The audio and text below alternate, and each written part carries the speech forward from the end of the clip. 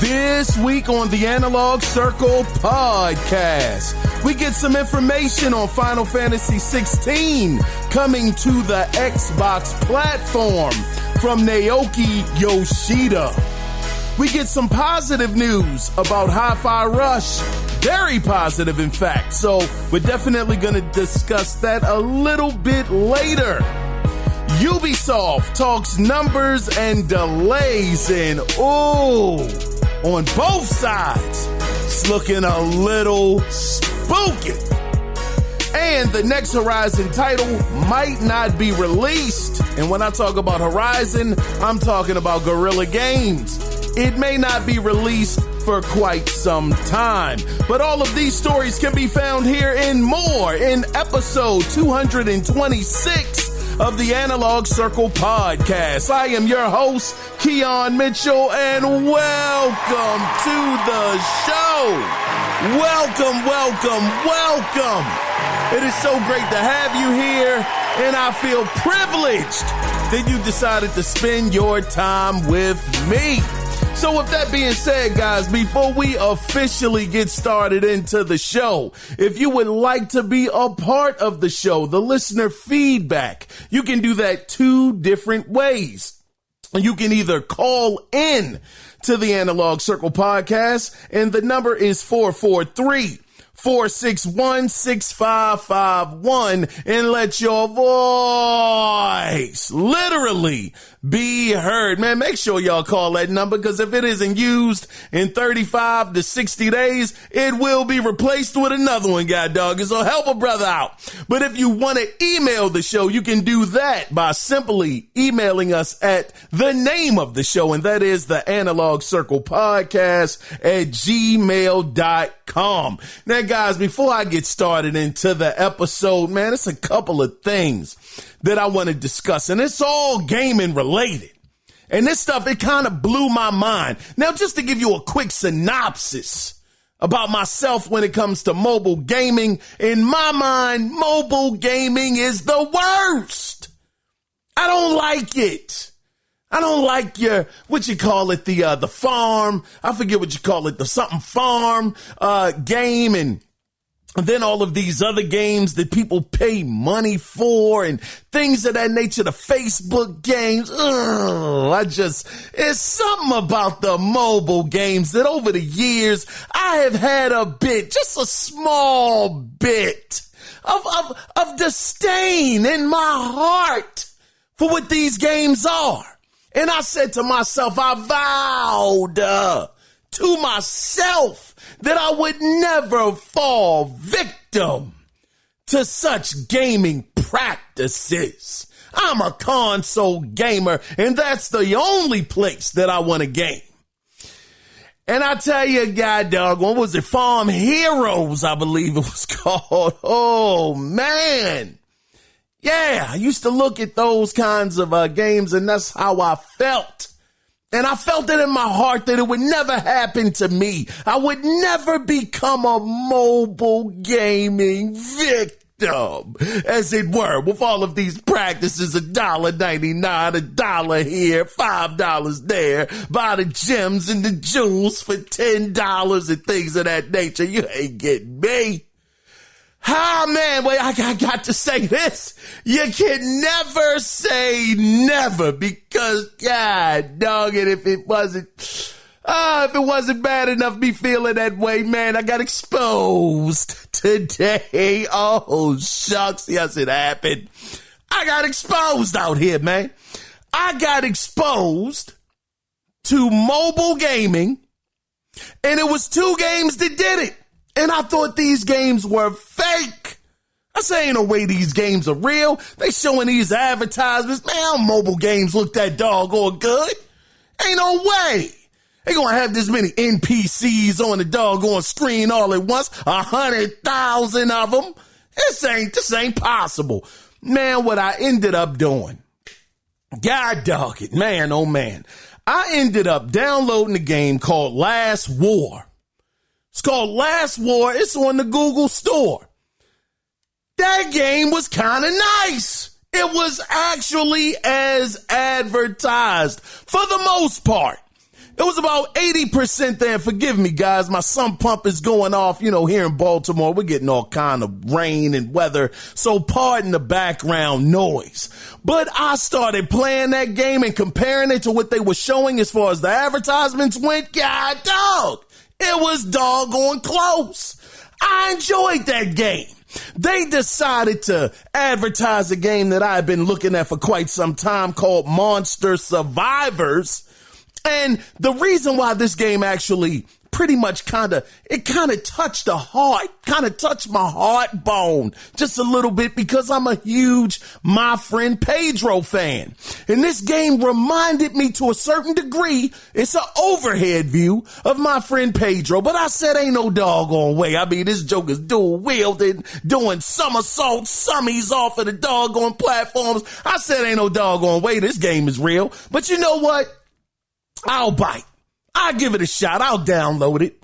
It looks pretty doggone good, but I know it's not going to be what they're advertising it to be. I figured they were going to do the old switcheroo on me like they used to do back in the day when you would buy computer games. They would have the doggone box looking like, oh man, this is going to be magnificent. You get it home and you like, whoa, what the world happened? Now that could have been a lack of my PC being up to snuff, but in my mind, I thought it was going to look like the back of the box, but it didn't. So when I downloaded this game, Monster Survivors, got into it, start playing it, whoo, god doggone. Game looked exactly as advertised. And the thing that blew me away, brothers and sisters, where I got to eat this crow. I got to sit here and eat this bird for all of the people that I used to talk about that used to be on those games, Farm Heroes and the other game where you got to get to the levels. I forget if it's jewels or whatever the word you drop it in there. Almost looks like columns to a certain degree. I can't remember the name of it. But I gotta eat crow because as I was playing this game, Monster Survivors, man, the game was over. And at the end of it, this is how they really started to tempt me. They doggone showed up there. You could not have the advertisements for $2.99, or you could just flat out buy the game for $6. I said, God dog it. God darn it. If I daggone had that $6, I'd have bought the god doggone game. Who's this man? Oh my gosh. They had me. They had me, brothers and sisters. I'm going against my own gaming code. Out here on mobile. Up here playing for an hour. This is why I'm recording the show late. It is like 12:44 p.m. Knowing I got to be to work at 8 o'clock tonight. But man, that game, the gameplay was cool. I mean, look, it's just touching the screen, moving it around in a 360 motion. But man, them NPCs was coming in hot and heavy, brothers. Oh man, I mean, I'm jumping on the platform, doing flips off of it, dual wielding with pistols, and I got a bazooka. Oh, stop it. Oh, just stop it. They gave me a shotgun. I said, God dog, man, this game is kinda nice. If I could, I'm gonna tell you something. If the people behind Monster Survivors, the mobile game, if y'all are listening to this, I want a doggone interview, y'all. I want to have y'all on the show. I did not know mobile games was rocking like this. I mean, listen, man. Look for it to be a quick game to get in and get out. Man, they was going to have my $6. I ain't going to lie. Hands up, man. I got to give up. You got me. You got my doggone money.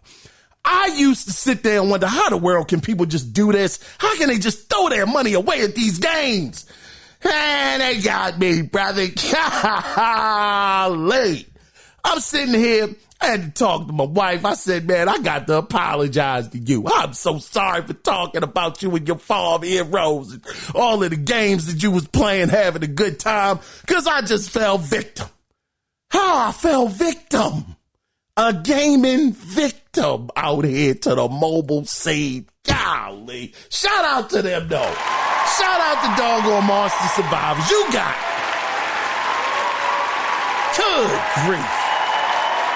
Man, oh man, I couldn't walk around with that on my chest. I had to get that off, man. But listen, the other thing matter of fact, hold on, before I just speed past that, has it been a mobile game that's got you kind of caught on the hook where you felt like, man, I never get caught out here with any of this stuff? If it was ever one of those, man, let me know if one of them ever got you and caught you off guard and got you willing to spend your doggone money, just throwing the money and take the doggone money. Just give me the game. Anyway, man, there's a couple of other things I want to talk about before we get into the meat and potatoes of the show. Did any of you guys see the Mega Lights tech demo for Unreal Engine 5.5? This was the thing.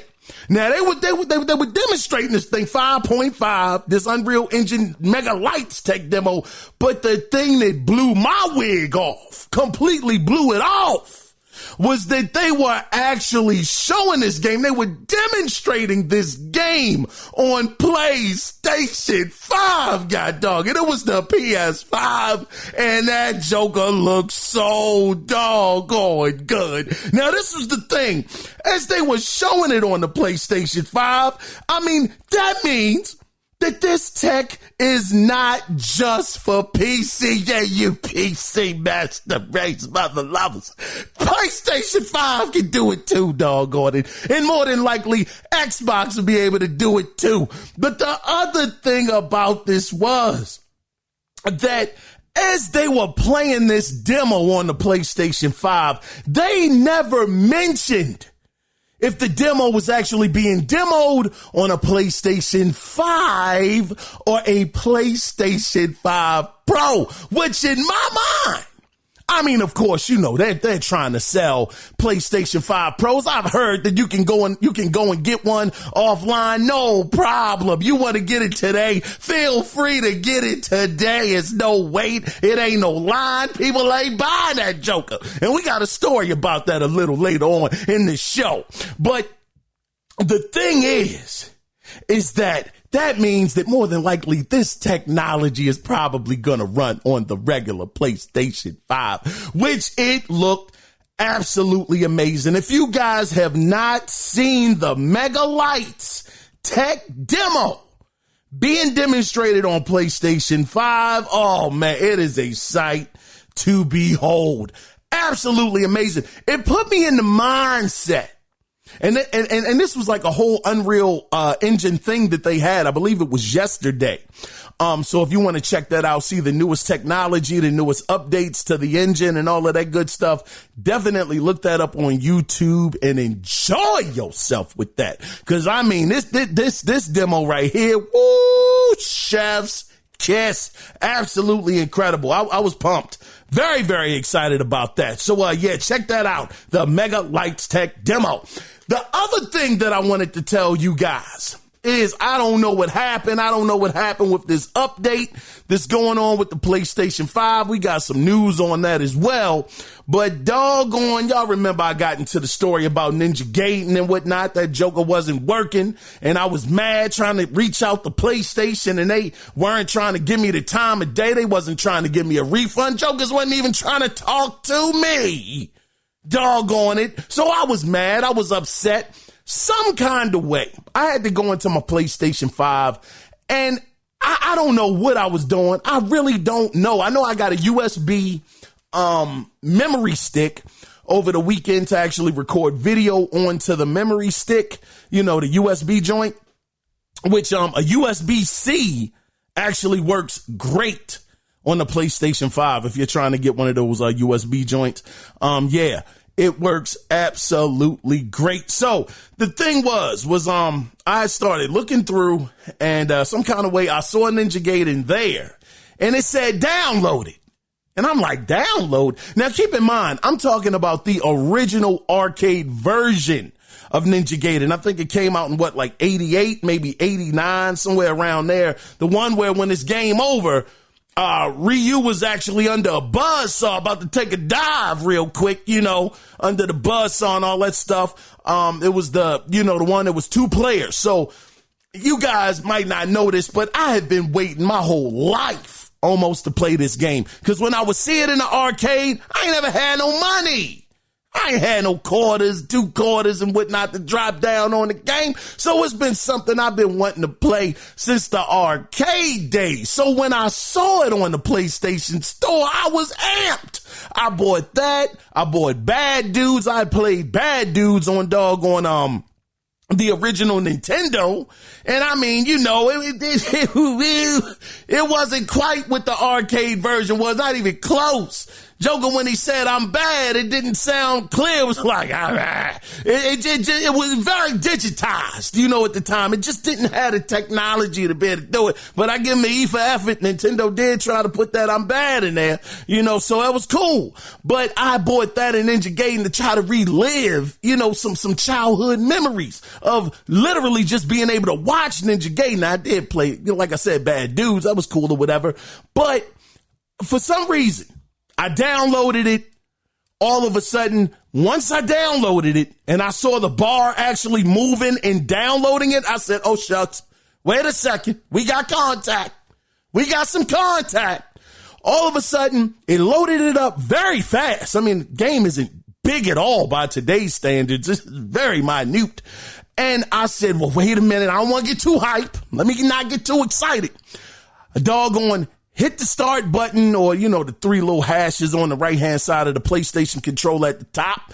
Hit that, and all of a sudden the game started up. I was like, oh my gosh, it's actually working. And the thing I didn't know, it has a Japanese version on there, and it has the US version. I don't even know what the difference is, because I didn't get a chance to really mess around with it, but I did play just a little bit of the first stage because I had to go to work. I'm doing this in between having to be getting dressed to go to work, and I'm messing around with Ninja Gaiden, doggone it.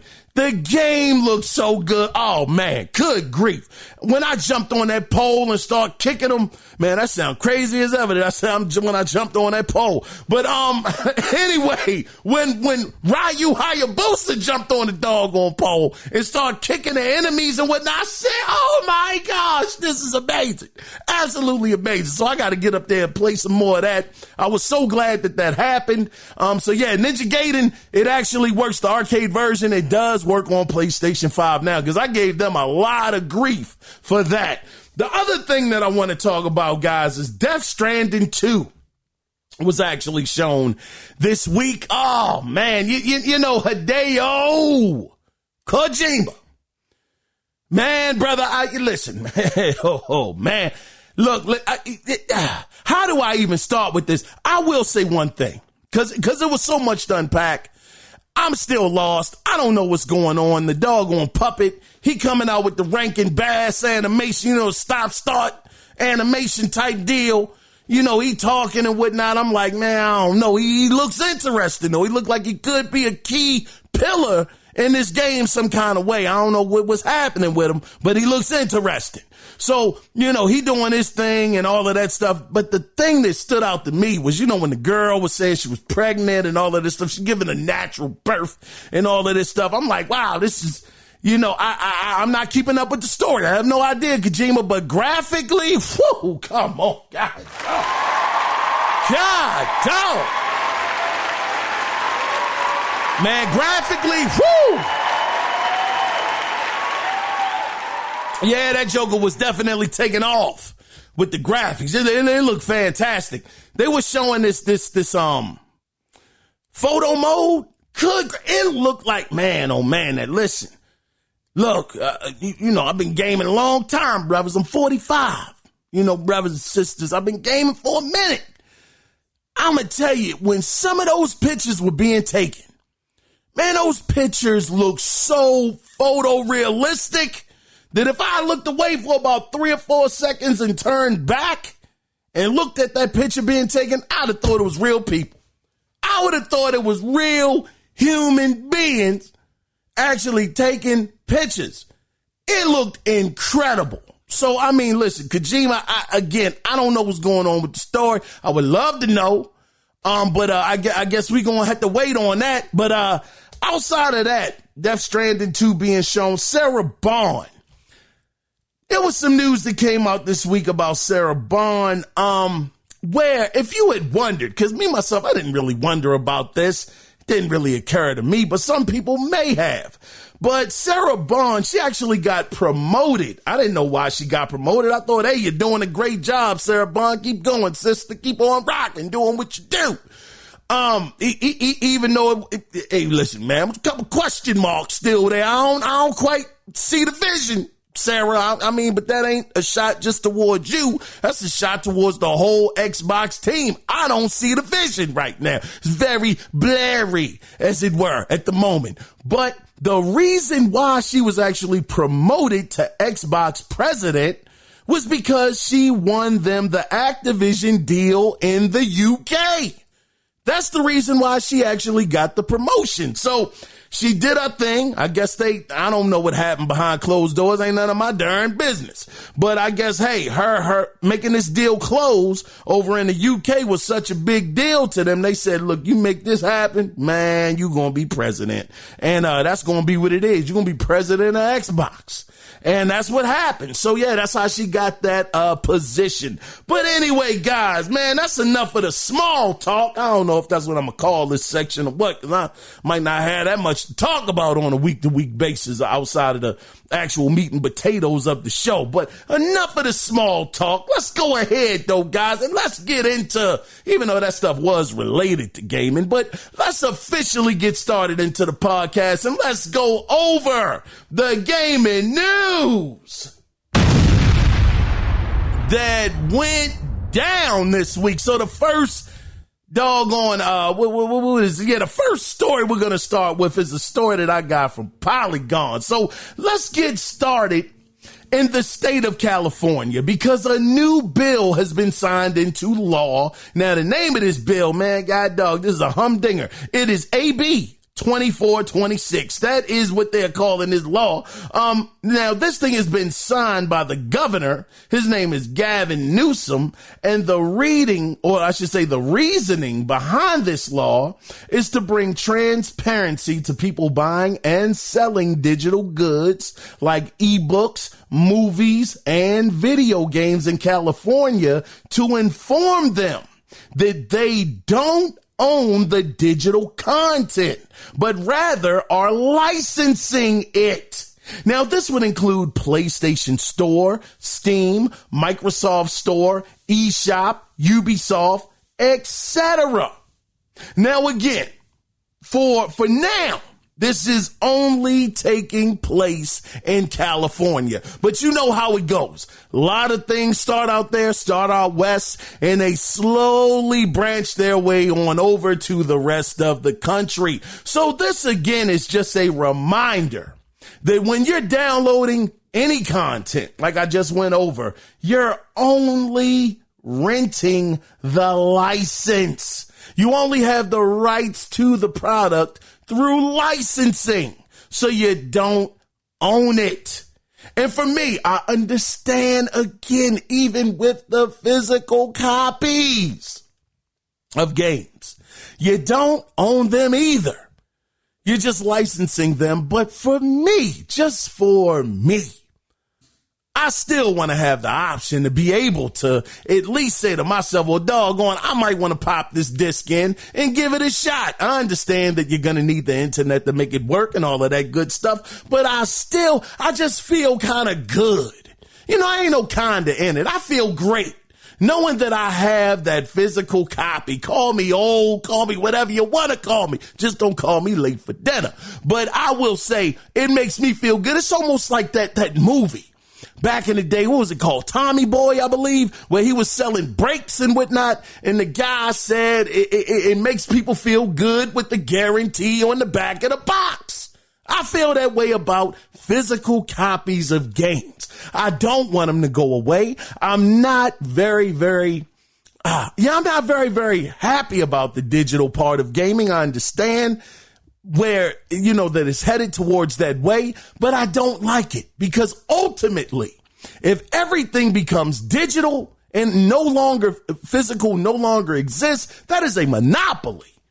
That is a monopoly on the PlayStation Store. That is a monopoly on the Microsoft Store, Steam, whatever may have you. You really don't have, well, you can say you have competition because they're all going to be vying for our dollars and all of that. But if you are stuck in one of those ecosystems, then you are going to possibly, not saying it's going to happen, but these are corporations at the end of the day. These jokers are heartless, some of them. They don't care.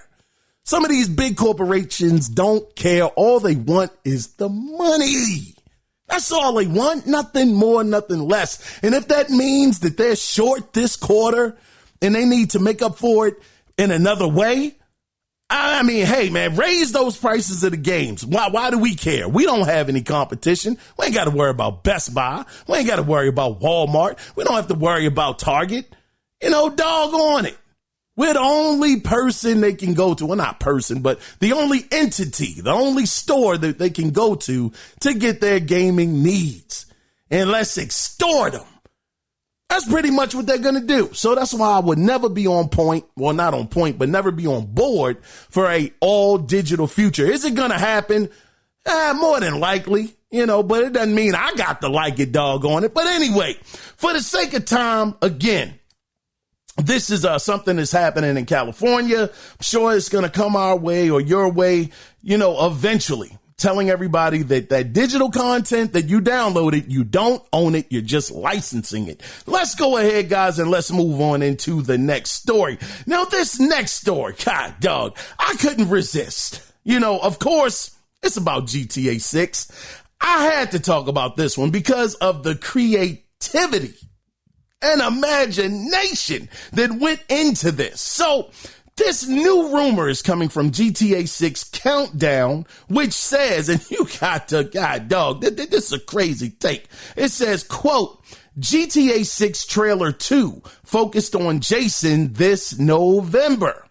Jason's name, and this is where it goes right off the rails, but he says Jason's name can be spelled out using the first letters of the following months leading up to November.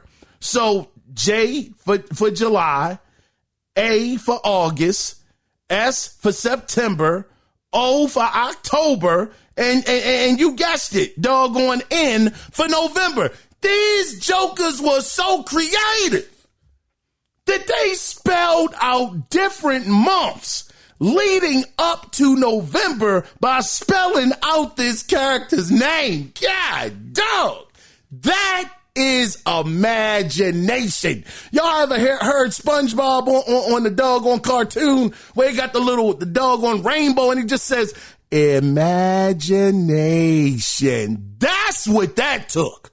I mean, these jokers over there at doggone, again, GTA 6 Countdown. God, dog, y'all get a platinum star. Forget a gold. Y'all got the platinum. Because I have never seen such a thing. So according to them, again, based off of the character's name, Jason, again, July, August, September, October, November. That is when the trailer is going to be shown. Now, we have heard so many conflicting reports when it comes to GTA and this next trailer. We've heard that it's going to be this month in October because, God, dog, it is October 2nd. Gee whiz, already. We've heard that. Now we're hearing about November. Some people have said it's going to be at the Game Award. I'm like, God, dog, but this one, I might stop, reporting on this GTA 6, this so-called, I ain't going to call it so-called news. I'll call it rumors. I might stop, but this one right here, this just took the whole pie, the cake, and the bakery, because that was something. But we'll see. Maybe it happens. Maybe it doesn't. I would love for the October one to be true because we are already in October, which means it'll be much closer than November. But we will see what happens with this GTA 6 rumor. As always, like I say, take any rumors with a mustard seed of truth. Let's go ahead, guys, and let's get into the next story that actually got from Tech. Man, what is this? Tech Traduce. Yeah, this was a new website, Tech Traduce. So we know that Horizon Zero Dawn Remaster is releasing. Yes, releasing next month. So in a few weeks. So naturally, some game players like myself would wonder, when will the third installment in the franchise release? Dog. Well, according to longtime insider Jason Schreier, who I will point out, he does have he got a pretty good track record. His track record isn't bad. It's not good. It's okay. We get some things right. He gets some things wrong for sure. But he's saying the third entry is so far away that we will be getting the online Horizon project first, which he revealed on a recent Spawncast episode. Now, Schreier said that the next single player adventure is still, quote, a ways off, end of quote. So don't expect Aloy anytime soon. I mean, doggone, I truly thought that having that first game come out, I understand it was a show that was attached to it at one point in time. If I'm not mistaken, I think the show did get canceled, as it were. I think some people had a couple things that were going on with them, that made them, kind of had to put that thing on ice, as it were. So I understand that was probably supposed to coincide with the show, try to kind of make it like a Last of Us situation where they re-released the game and the show is hot and all of a sudden these new people want to check out this game that has already told this story. So I get it from that perspective. But in my mind, I did think that since it's been a little bit of time. Well, it ain't been that doggone long. When did Horizon? Let me check, man, because the time goes by so fast. When did Horizon Forbidden West release? Oh, February of 2022. So yeah, that is no time. That was 2 years ago. So I don't know what I was thinking. God dog. But anyway, again, according to Jason Schreier, we'll be getting the online version of this. And he was talking about that Sony's, their focus on the online space, not the online space, but the gas space, games as a service. They are focused. So even though Concord did not make it, man, that joker barely made it out the gate 2 weeks and they had to get rid of him. It was no more, but even though that happened, he's saying, and he feels that they are still very much so focused on this path. So maybe this Horizon online game, when it releases, maybe it'll turn some heads. He was talking about that the machines are going to be much bigger and, it's going to be of a bigger scale as far as, the machines go as compared to, Horizon Forbidden West, the, single player campaign. So we'll see what happens with this. I'm guessing, look, if Horizon came out in 2022, we're probably bare minimum. We're probably going to be in the PlayStation 6 era by the time that comes out. So you're talking about what? 425, 6, probably around like 2027, maybe 2020. I don't know about 2028, but I think 2027 is probably around when we'll be expecting, or we can expect to see the next Horizon, but only time will tell. What I want to do, guys, is, of course, I got some feedback here, and I would be remiss if I didn't take time out to read the feedback, because you guys took the time out to write into me. I think it is only right that I read what you wrote. Now, Cody Clark, shout out to you, good brother. I got 2 more emails from you, and I'm going to start with this first one that is titled DK Called. He wants to know when he can get Ness Long Distance. Or he says Ness Long Distance? He says, with Nintendo's focus on low power and battery life in handheld items, I'm just waiting for a Ness phone. Woohoo! You don't say, Cody. He says all they need to do is let us access the actual internet and contact other players off of the Nintendo network like we were older than 14. Wait a minute. No. Cody might be being a little facetious. He says, like cell phones from 2004, which is where they seem to lock their technology. Hey, Cody, brother, listen. Listen, my brother.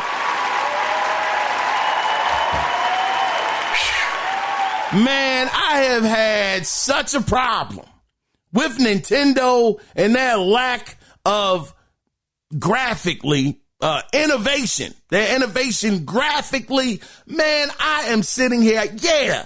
Am I excited about the Switch 2? You bet I am, Cody. I am.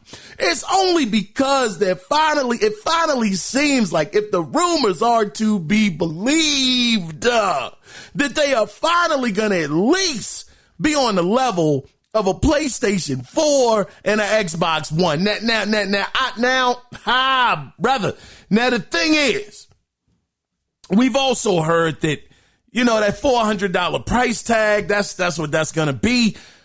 But hey, listen, I'm sitting here and I'm like, yeah, that's still old technology. But for Nintendo, it's at least a little better.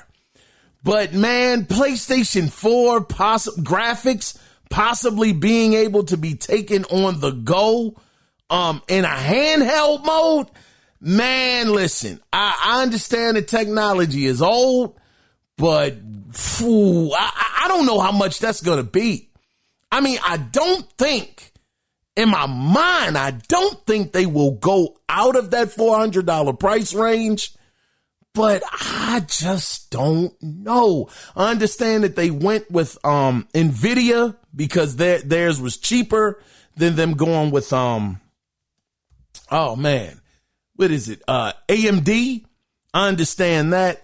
But I'm still sitting here and I'm thinking that's probably still, even though they're going to be able to save money, that's still going to come at maybe a possible heftier cost than most people believe that it's going to be. But yeah, I have had that problem with them for years, Cody. At one point in time, brother, I felt like Nintendo was just a waste of gaming space because I said they're not innovating. Yeah, they innovated on the controller. I mean, we got analog sticks because of them. I mean, doggone it.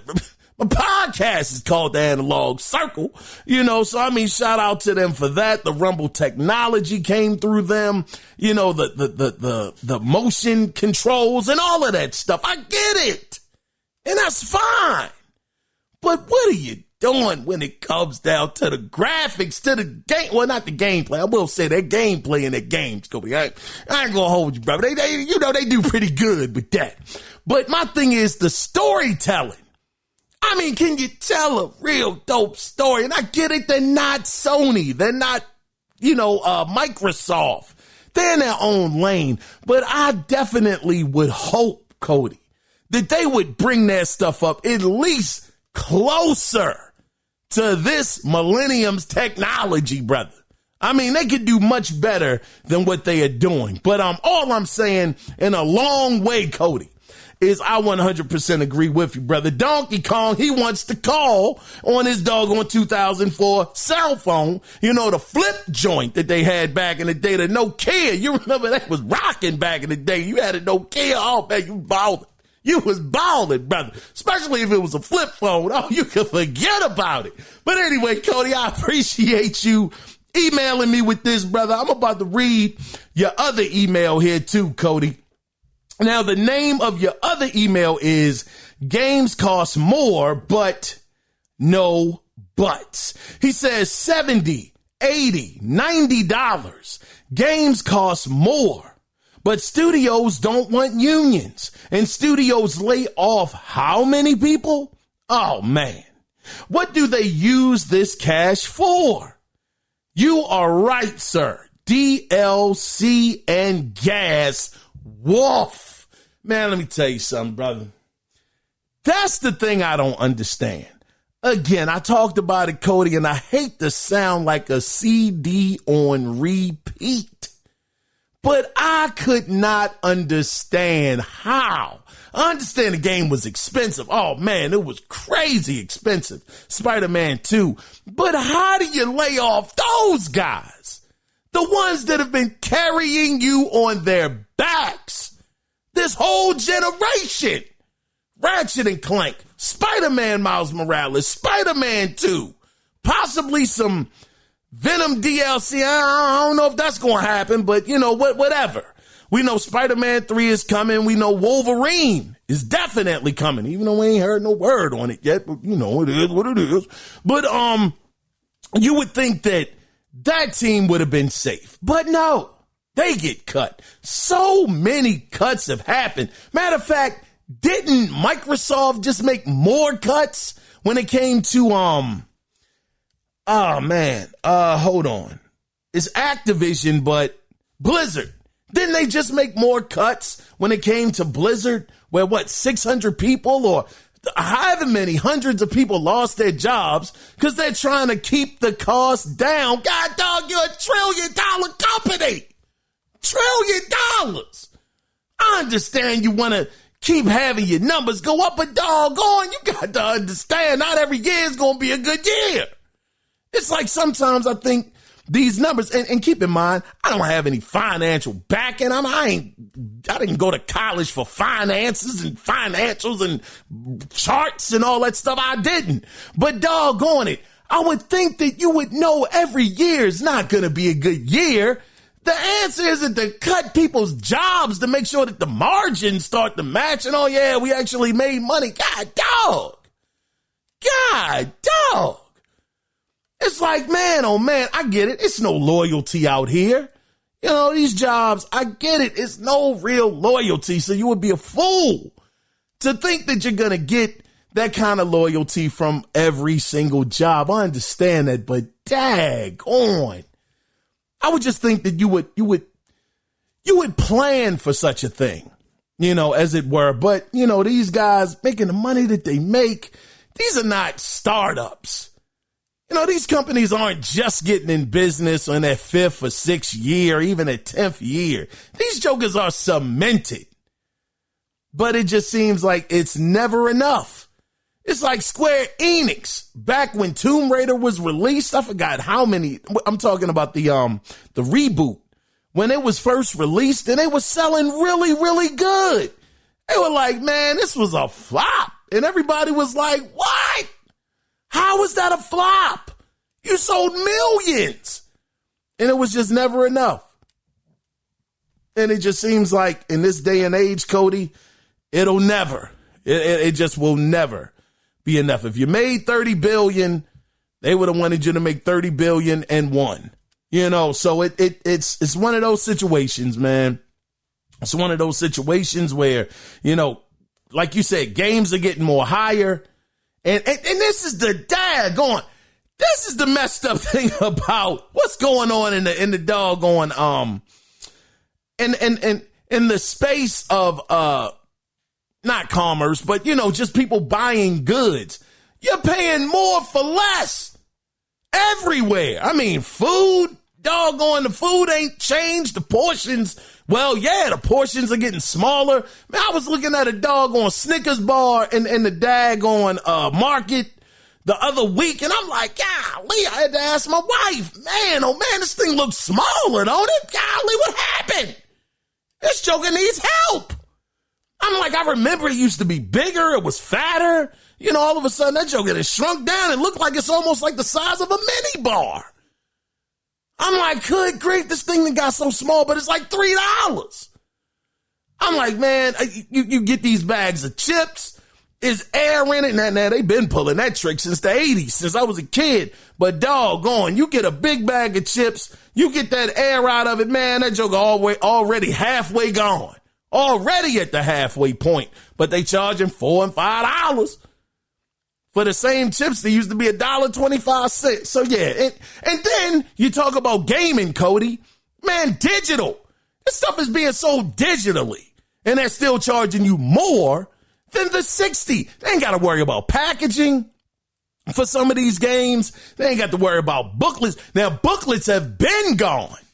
We haven't had booklets since like the 360 era. They took the booklets out. They went up by $10 to $60. They give you a little play card and whatnot, like this little card that's like an advertisement for maybe a game that's coming out or something. The only doggone studio I remember giving you anything worthwhile, and it was more than worthwhile, it was amazing, was CD Projekt Red. Say what you want to say about them. They made sure that when they gave you a package, you had a package. So, we're paying all of these prices. Well, not all of these prices, but these more expensive prices for less. I mean, DLC, extra content. There's not really extra content that they could have put into the game. You got to pay for it. Anyway, Cody, listen, brother, I'm getting long-winded here. I really appreciate this email. I could keep going, man, but for the sake of time, I do have to, cut this one a little short. But Cody, again, thank you so much for your email, brother. I always love hearing from you. Thank you again, man.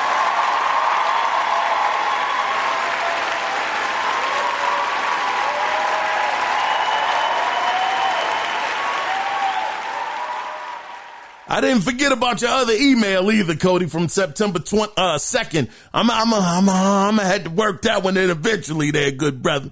But I want to go ahead, though, and I want to continue on with some more of the gaming news that happened this week. So this is actually a story that I got from WCCF Tech, and this is about Ubisoft. So in Ubisoft news, there are two things going on at once.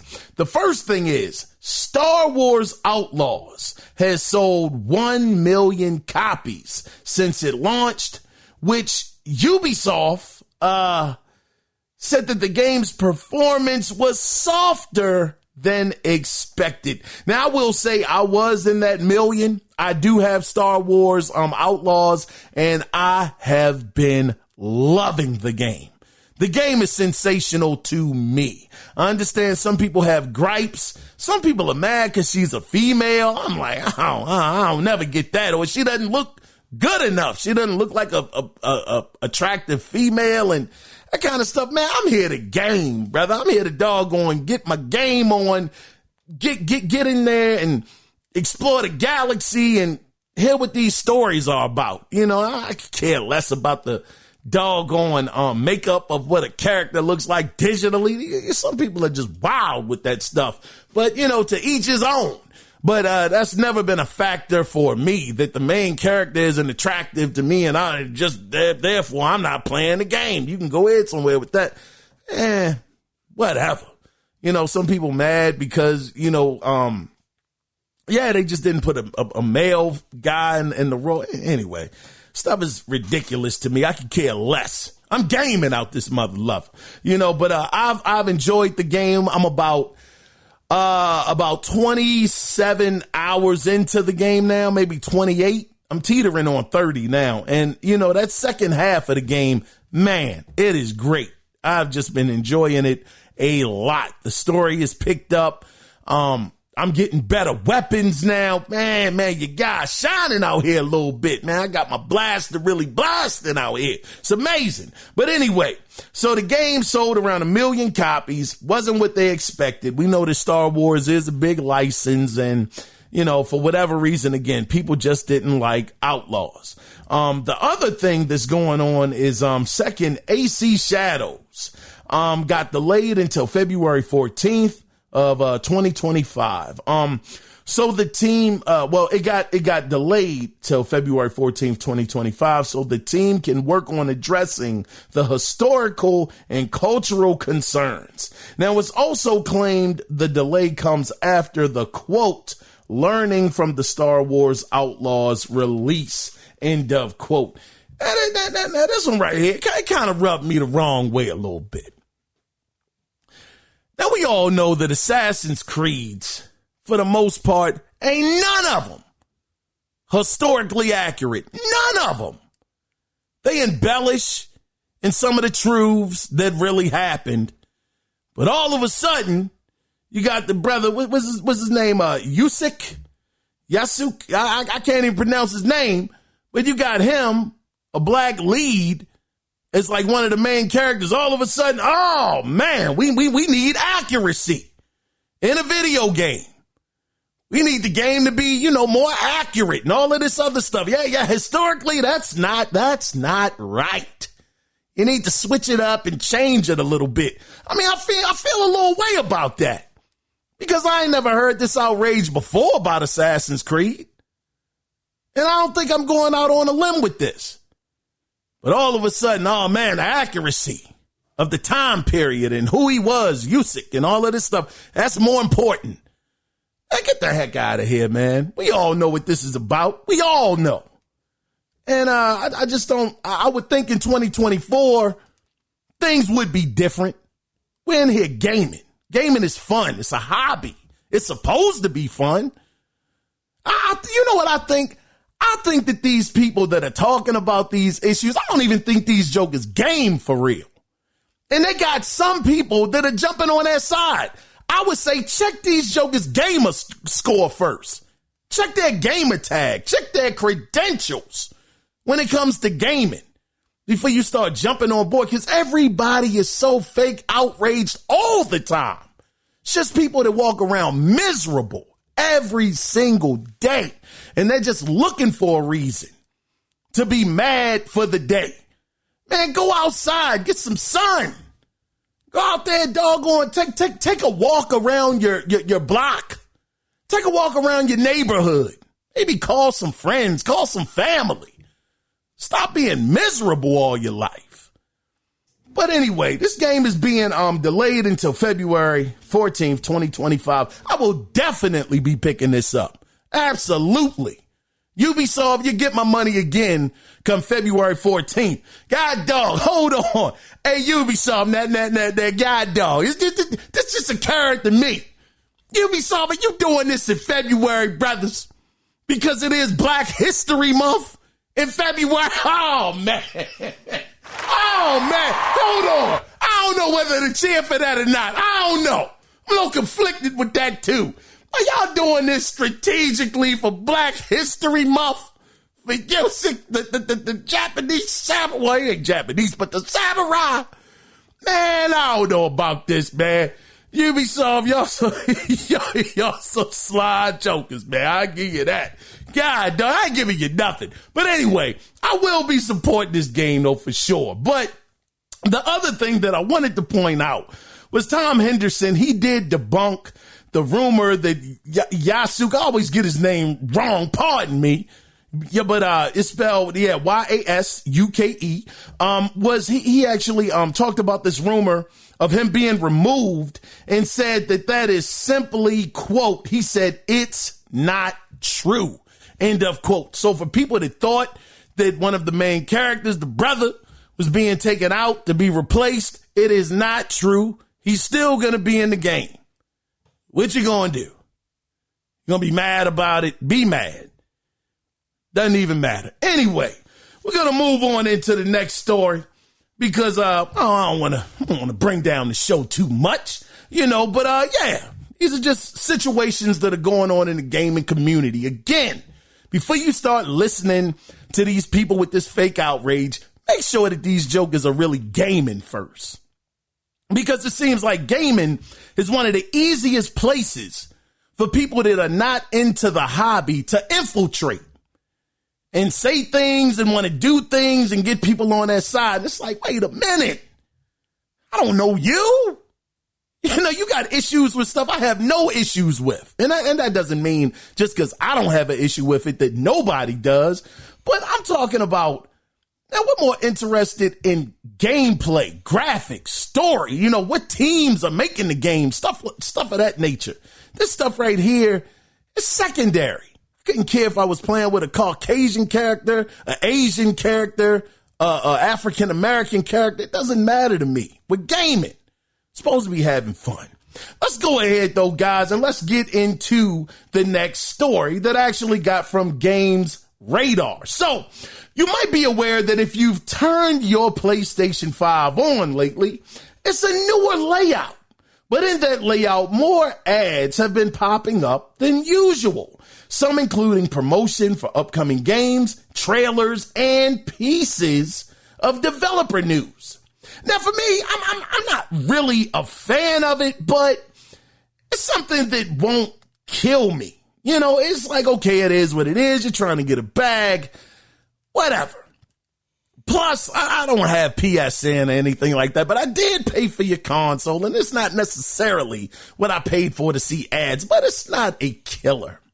But the problem I found with this is the reasoning behind it that was explained by PlayStation Senior Product Manager Daniel Hyatt, who said on X, quote, "Everybody settle down. It's just a new bug with an existing feature," end of quote. But he never says we're going to fix it, we're going to remove it, or anything. My point is, don't lie to the people. If ads are going to be shown from here on out, just say that. And don't treat your customer base, people that have bought your console, people that support you, don't treat us like fools. Just tell us what's going on. All they got to say is, look, look, Concord, that joker folded like a cheap sheet of paper, folded like some sheets. I mean, we saw, $400 million. That's the rumored amount that it cost. We'll never know for sure. But if you gotta, put some ads on the front to try to get a couple of dollars or whatever, again, I'm not for it, but it ain't gonna kill me. I'll just go right to my game, jump in, problem solved. But again, like I said, don't act like everything is fine and it's a bug and, you guys are being extra, just settle down. It's not that big of a deal.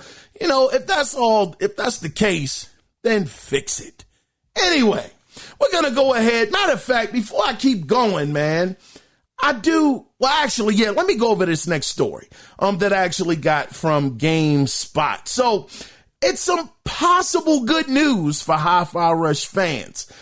This story right here. So according to Krafton's head of development, Maria Park, Hi-Fi Rush 2 was already in the works when Tango was shut down momentarily.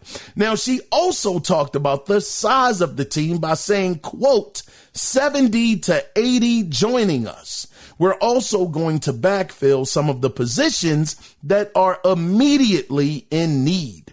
So the studio total will probably add up to around 90 to 100 towards the end of the year or the beginning of the next. End of quote. So this is excellent news. They're stacking them up. They're getting them ready. They're getting them ready.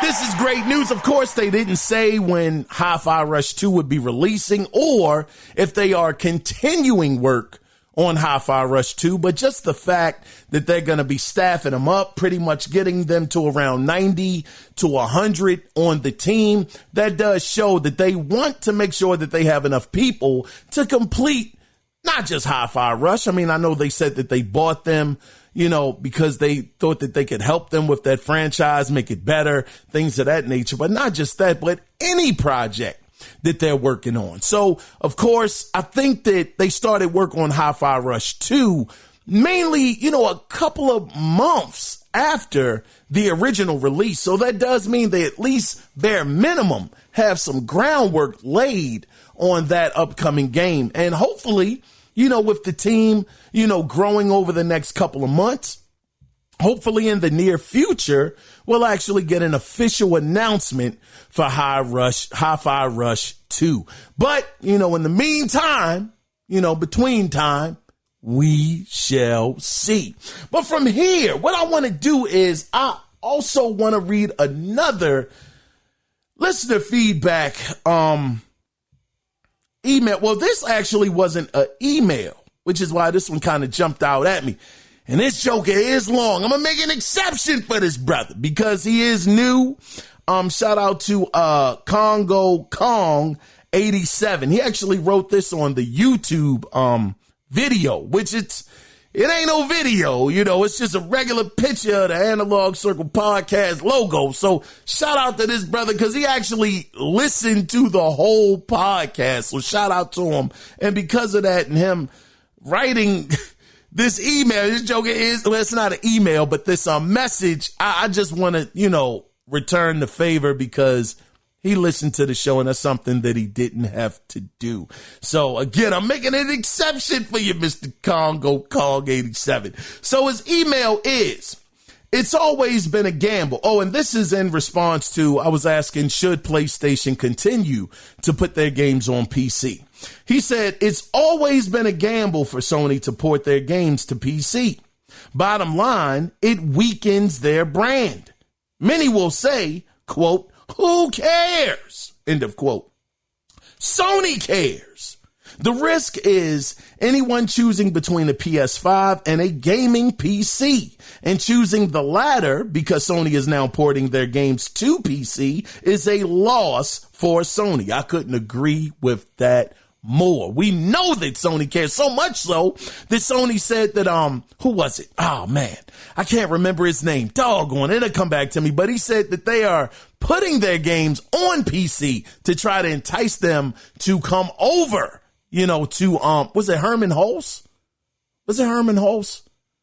I think it was, where he said that they're putting the games over there on PC to try to entice them to come over to the PlayStation 5. But let me continue with your email. He says, many will then say, so what? They can just buy Sony's games there instead. There's a bigger picture. Sony wants people in their ecosystem because they get a cut off every game sold, not just the ones they make.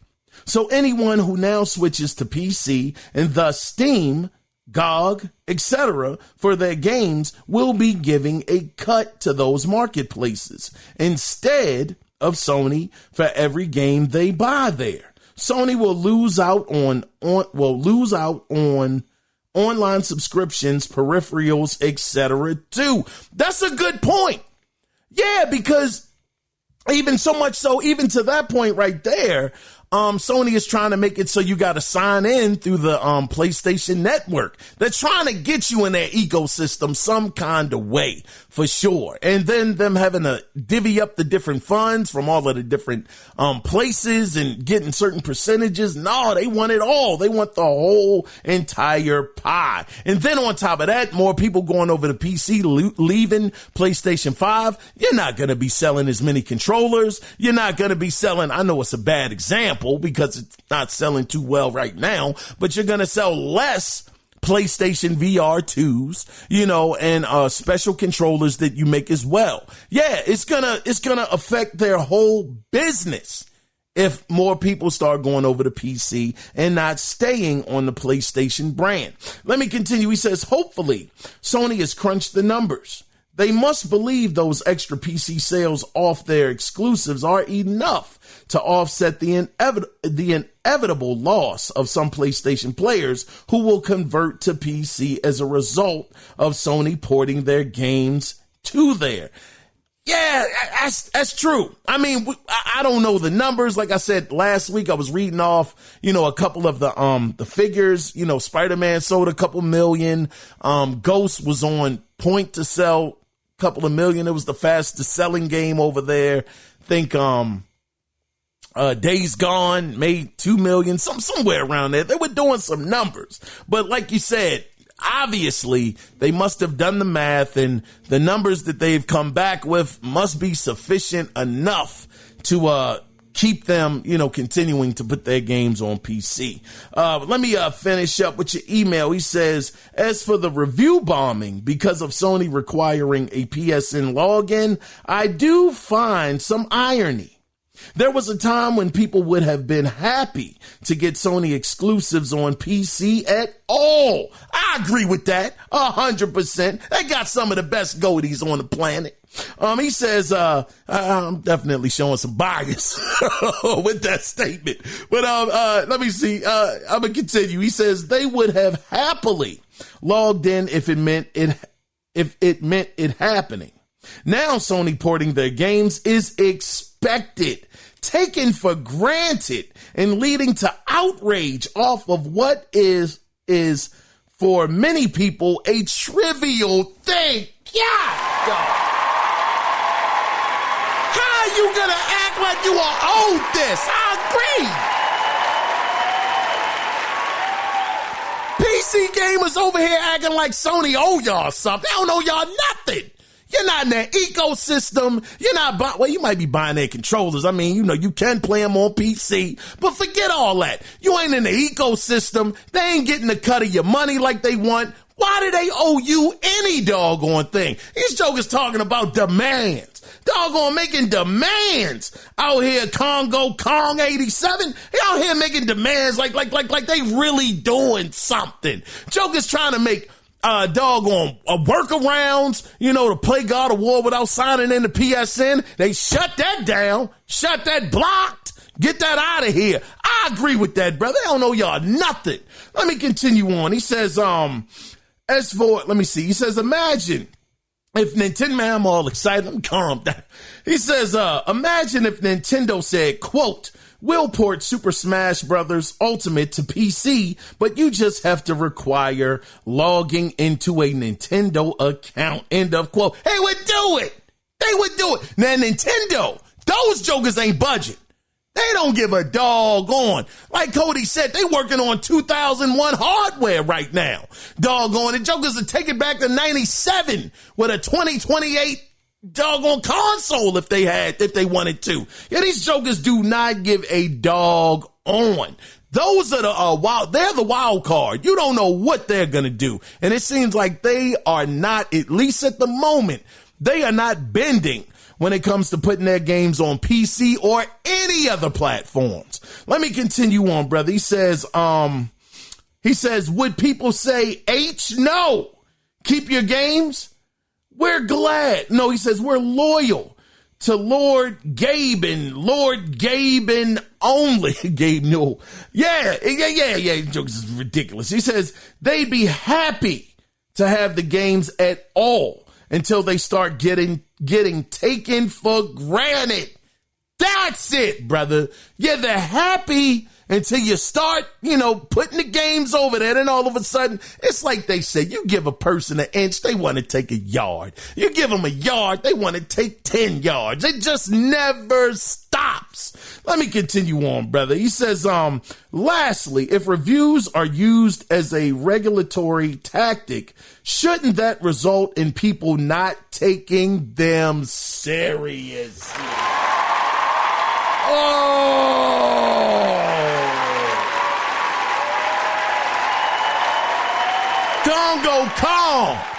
Congo Kong 87.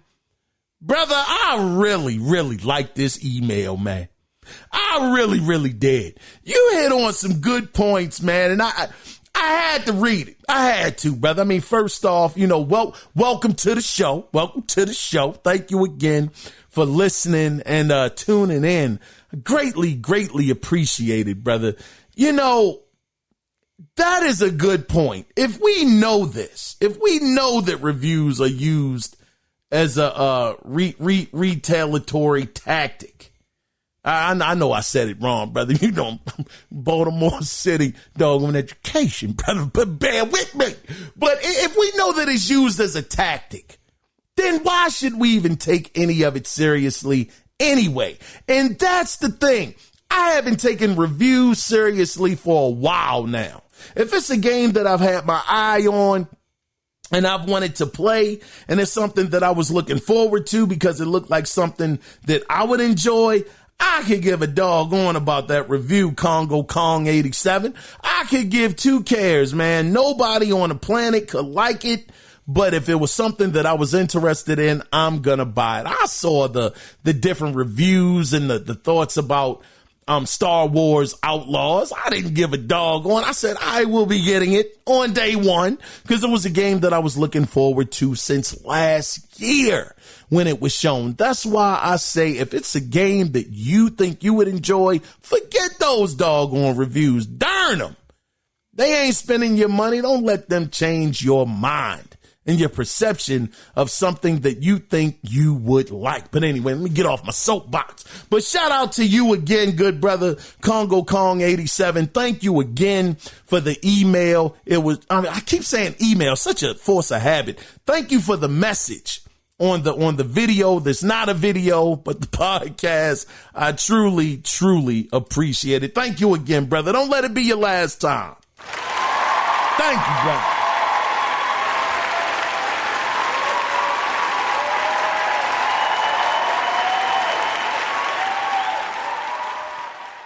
Now we're almost done here, guys. We got about 2 more stories to cover. And this next story, I actually got it from PlayStation Lifestyle. So, this is more news, and this is more funny than anything. But it's this guy named Jimmy Bowers. Yeah, man, he sounds like he wants trouble. Jimmy Bowers. He's an X, or if you want to say he is, Twitter user. He is fighting back against people selling their PlayStation 5 30th anniversary consoles on eBay by reporting all listings, which are in violation of the website's policy because they are pre-orders, and the results have been positive. This joker said, I'm mad. These people putting these pre-orders up of the PlayStation 5 30th anniversary. Matter of fact, pardon me, I got the hiccup, excuse me. I saw one report where somebody put up on eBay one of these jokers for $10,000. $10,000. This joker was trying to sell his doggone PlayStation 5 30th anniversary for his pre-order at that. And then again, Jimmy Bowers, this joker's out here doing the work and getting these jokers taken down. So this is the thing. Let me see. Jimmy said this on X about the situation. He says, I don't have many hobbies, but reporting the PlayStation 30th anniversary console scalpers to eBay is quickly becoming my favorite. End of quote. Man, I don't know whether to be happy about this and call his brother a hater. I don't know. He might have wanted one of them 30th anniversaries. Joker might have been in there in the queue, thought he had a chance of getting one. He ain't get one. And Joker said, man, this is the beginning of my villain arc. I'm about to go on eBay and I'm taking down all you mother lovers out here. Y'all gonna be in Pelican Bay when I get finished with your doggone shoe program. This joker's getting them off of the doggone eBay doggone store. This joker came out with a vengeance. Now the thing is, I mean, again, 10 grand though, that is crazy. I mean, listen, Jimmy, keep doing your thing, man. Keep up the work, brother. He says now, this is the thing though. With Jimmy doing that, I mean, he's actually got a doggone following now. He got other people joining in that are also reporting these scalpers. Now, granted, they don't seem to be having the same success as Jimmy when it comes to this, but you know, they out there and they fighting the fight as well. But the thing is, though, you know, speaking of this 30th anniversary PlayStation. Now, this is the thing where I got a little bit of a problem with PlayStation. He said, because this article, it says when it comes to pre-orders in Japan, now they want to put certain requirements on them in order to purchase one. So yeah, these people over in Japan, the good brothers and sisters in Japan, they're putting they putting requirements on these guys. So in order for them to purchase one, these are the guidelines. First, you have to have a PSN account registered in Japan and have at least 30 hours of PlayStation 4 or PS5 runtime on the account between February 2014 and September 2024. Now, my thing is why couldn't they do the same thing for us in the U.S.? I mean, they got us scrambling. They got people out there fighting in the virtual streets out here with scalpers, with bots, tools, and all kinds of stuff. I understand they say bots don't really get into the servers with PlayStation. I don't believe none of it. I think that if you want something bad enough, you can figure out a doggone workaround. You saw what they did with God of War, like I was talking about a couple of minutes ago on the PC side, even though it got shut down, but still, it was an attempt and they were actually successful, and then they had to shut it down. Sony, that is. So they're going to have these guys. There's going to be some order. It's going to be some credentials that are needed. I'm just saying, why couldn't the U.S. get the same kind of treatment, man? I mean, doggone. These regulations are good. I'm just saying, you know, PlayStation, I get it. We are a capitalist society. I get that. It is very, very true. I mean, $10,000 for something that costs what, $1,000 or $1,100. I don't even remember the price because I just knew I wasn't getting one. But you're talking about that markup is crazy high. But again, I get it. It's two different cultures, but doggone, some people really just wanted that PlayStation 30th anniversary because they just love the brand. It is golly, that is a rare item in PlayStation history, in the lore of PlayStation, maybe not PlayStation history, but it is a heck of a monumental moment to celebrate the brand. 30 years, man. And you couldn't put the same things in place. What I will say is, look, again, yes, two different cultures, capitalistic society. I get it here in the U.S. But just next time, Sony, think about us in the same way. Over in Japan, jokers want to put on a suit when it comes to Japan, put on their glasses and the doggone tie, get real nice, put on the doggone church shoes and everything. Want to fly right, but with us, man, let them fight in the street. Sony, next time, just throw us a bone next time over here in the U.S., man. Don't have us working so doggone hard. Now, the other thing is, let me see. What else did I put here? Anyway, I was just talking about Sony and this whole situation. But guys, let's go ahead and let's get into the final story of the week that I actually got from Eurogamer. So when it comes to Final Fantasy 16 releasing on Xbox, we got just a little bit of news from Square Enix producer Naoki Yoshida, who said this, and I quote, "Of course, we did announce the PC version of the game, so looking towards the Xbox version, we do want to release it on Xbox. But when it comes to specifics, such as when the game would be available and such, we are not in a position to be able to share anything. But of course, I want to say that it's not as if there's zero hope. And we very much do want to achieve that. So players should not give up in terms of their hopes." End of quote. Boo this man! Man, come on, brother. Look, listen, I get it. This is PR speak. I can understand this. You're doing your job. Obviously, you and PlayStation, y'all got some kind of deal. You're actually doing your part in keeping with the contract, unlike what y'all did with Tomb Raider when it came to Xbox. Oh, y'all ain't give a doggone. And I know that was years ago. I get it. I understand. It was years ago and all of that stuff. But gee whiz, y'all couldn't even last 2 questions before y'all was like, it's coming. It's coming to PlayStation 4. Don't worry, it's coming. Doggone Final Fantasy 16 going on a year now. I mean, a couple months, that it's been out. And man, this brother said, don't give up hope. He said, don't give up hope. Man, this thing ain't coming. That's what I'm getting from this. This seems like this joker is just stringing Xbox fans along.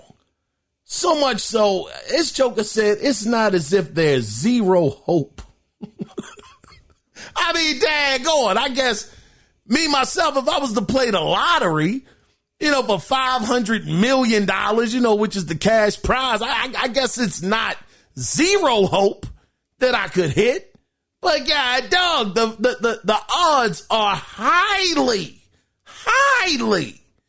against me. They are not in my favor, which to me is what I'm getting from this Final Fantasy 16 situation coming over to Xbox. I mean, doggone, we're still waiting on Final Fantasy 7. Matter of fact, I think they already came out, not them, but somebody else inside of PlayStation said that game was very important to them and their brand because Final Fantasy 7 was such a huge title when it came to the PlayStation, the original PlayStation, that they pretty much wanted to lock that up. So we get that. We understand the connection and all of that stuff. That's fine. But this is a whole different game. It's Final Fantasy 16. And this brother still ain't willing to say, hey, we're at least committed to get it to you sometime in 2025. maybe 2026, somewhere around there it might be coming. I mean, I think that Forspoken, matter of fact, from Square, should be releasing some. Hold on, let me see this real quick. Let's look this up, because I am very much so interested in seeing when this is supposed to happen. When is Forspoken coming to Xbox? Oh, I gotta do it again? All right. Bear with me, guys. Let's see what we got here. When is Forspoken coming to Xbox? It says Forspoken, will it be coming to Xbox? It says Forspoken release, demo, with console, no. Let me see. Oh, there it is, exclusivity. All right. It says Forspoken sits completely alone on Sony's timed exclusivity scale. God, dog, so did that change? I thought it was supposed to be for like 2 years. And it came out July 20th of 2022. The last I checked, it was supposed to be a 2-year exclusive. Now, these jokers say, now this is according to, again, Google, going to GameRant.com. It says Forspoken sits completely alone on Sony's timed exclusivity scale. Let me see. Let me make sure I'm reading it right. Doggone. Reportedly free to release. It says Square Enix, though, as titles like Final Fantasy 16 are reportedly free to release on Xbox just 1 year after their PlayStation 5 debut. Okay, well, that's some answers right there. It says Forspoken sits completely alone on Sony's timed exclusivity scale. So doesn't seem like the same rules are applying to Forspoken. We'll see, man. We'll see. But anyway, I've been long-winded enough. And we'll keep our ears and eyes open to this situation with Final Fantasy 16 coming to Xbox and all of that jazz. But anyway, that is the end of the gaming news this week, which leads us into this week's video game theater. And in this week's video game theater, we're going to take a look back at November 11th, 2014, to a game that got tons, and I do mean tons, of hate at that time. I'm talking about no other than Assassin's Creed Unity. And in this scene that we're going to visit, it's a scene of Arno, who is reclaiming something that was lost. So we're going to get into this week's video game theater, and we will be back with the final section of the podcast right after this. Stay tuned, guys.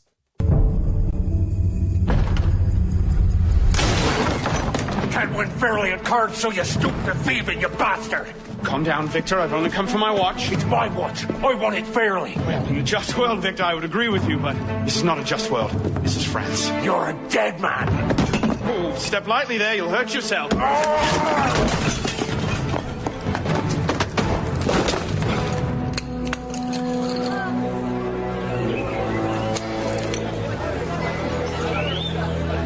I just had a nice chat with your brother. You go. Fetch the marshals. Hold on a minute. Diable. I've got it, Victor.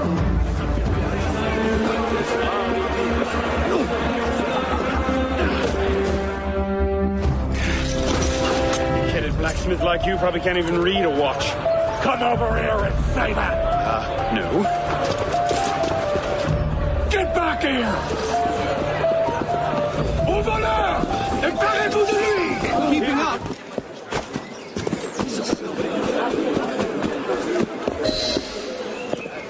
And where in God's name have you been? Huh. Got you now, you little... Just a little misunderstanding. Nothing to... Your master's harboring a common criminal. In broad daylight, he broke into my home and stole my watch. Did he indeed? Well, I'm sure the Marshalsea would be more than willing to sort this out. Sort what out, Olivier? A most serious accusation against your ward, sir. He robbed me. Of what, precisely? Assassin's Creed Unity. Man, that game was awesome. Awesome. I remember, man, that might have been somewhat of the semi-turning point for me when it came to looking at the different reviews and games that people said weren't good. Cause I was sitting there, man, that game looked beautiful. For next generation, I was like, Xbox One, it came with the Xbox One to be fair. But I was like, I don't see where the hate is coming from. This is a good game. It's solid. It looks next gen. The lighting was amazing. It was a good story. The graphics were great. Doggone voice acting. I was like, this game had everything that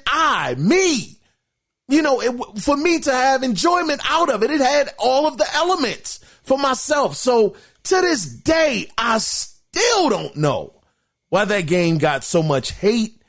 And it was like one of my favorite games of last generation. I truly, truly enjoyed it. Thought it was a fun time. I enjoyed the main character and his story arc, with the assassins and all of that stuff. And then his love interests. And it was great, man. It truly, truly was. But anyway, I'm going to stop gushing over, Assassin's Creed, doggone Unity. And we're going to get into the final section of the podcast, of course. And the question of this week, I know you saw it already from the outset, when you clicked on the episode, and I appreciate that. I appreciate you doing me. That's solid. Thank you. But let's go over it officially. So the question for this week is, how long should last gen be supported? Me, I say 2 years. You got 2 years. Because in my opinion, this has done nothing but hold back gaming. When I saw that demo, and of course I know it's a demo, you don't have NPCs and all of that stuff, that Unreal Engine demo, of the lights and all that stuff. Oh my gosh. Said to myself, man, that is running on a PlayStation 5. I get it. Again, it's not a full game, doesn't have all of the assets and all of the things that will probably take up a lot of resources, and it wouldn't look that good. I get it, but I'm saying we still have amazing looking games. God of War, say what you want to say. Ragnarok, that game is beautiful. And I'm imagining how much better would it have looked if it wasn't on PlayStation 4, where it was just an exclusive PlayStation 5 made game. Horizon Forbidden West, as amazing looking as that game is, what could it have looked at if it wasn't attached to last generation? I just think that 2 years is all you get, and you got to move on. You don't have people coming over to current generation right now because games like Call of Duty, games like Fortnite, games like Warzone are still being available on last gen hardware. And I get it. You want to keep making your money, but doggone, we got to move forward. People bought these consoles to get the best out of them. It shouldn't be on us to have to. Now this is gaming, so don't take it like so literal, but it's not on us to have to suffer for people that aren't willing to come over just yet. You sold us the product. We bought into it. Give us what we paid for. And granted, we have had some beautiful games. I mean, Stellar Blade, that's a beautiful looking game. Ratchet and Clank, still one of my favorite games of this generation. Top 5 for me right now. Spider-Man 2, absolutely amazing looking. Miles Morales even, beautiful. All Insomniac games, man, oh man, might be a little biased there, but still fantastic games. I'm just saying that I think they need to stop this. That was the thing that we loved about the next generation, was everything was cut. All of the stuff from last generation, no, you had to move over in order to get those new experiences. And I think because of this new practice, this x86 architecture that we have now, these guys are really, really stalling. We are 4 years in to this current generation, 4 years, and they're still bringing games over between the Xbox Series X and Xbox One and the PlayStation 5 and the PlayStation 4. You gotta cut it. You gotta cut it. 2 years. That's what I say. Again, I understand it's a money play, but come on. Come on. If there's no urgency to have anybody move over, they're going to stay where they are. 2 years. I want to hear from you guys. What do you guys say? What, or I should say, how long should last gen be supported? If you want to be a part of the conversation, you can do it 2 different ways. You can either call in at 443-461-6551 and let your voice be heard. And we would appreciate it because that number is only good for 30 to 60 days before they cut it off if it's not being used. Or you can email the show, and the email address is theanalogcirclepodcast@gmail.com. I was your host, Kiaun Mitchell, and again, I want to thank you guys for listening, for being here with me, because you could have been anywhere else, but we were here together. I also want to thank the good brother, Cody Clark, who has been rocking out with me for many years. Thank you for your emails. And I also want to thank the newcomer into the circle, Mr. Congo Kong 87, for leaving his comments and thoughts on the YouTube video. Thank you all. You are greatly appreciated.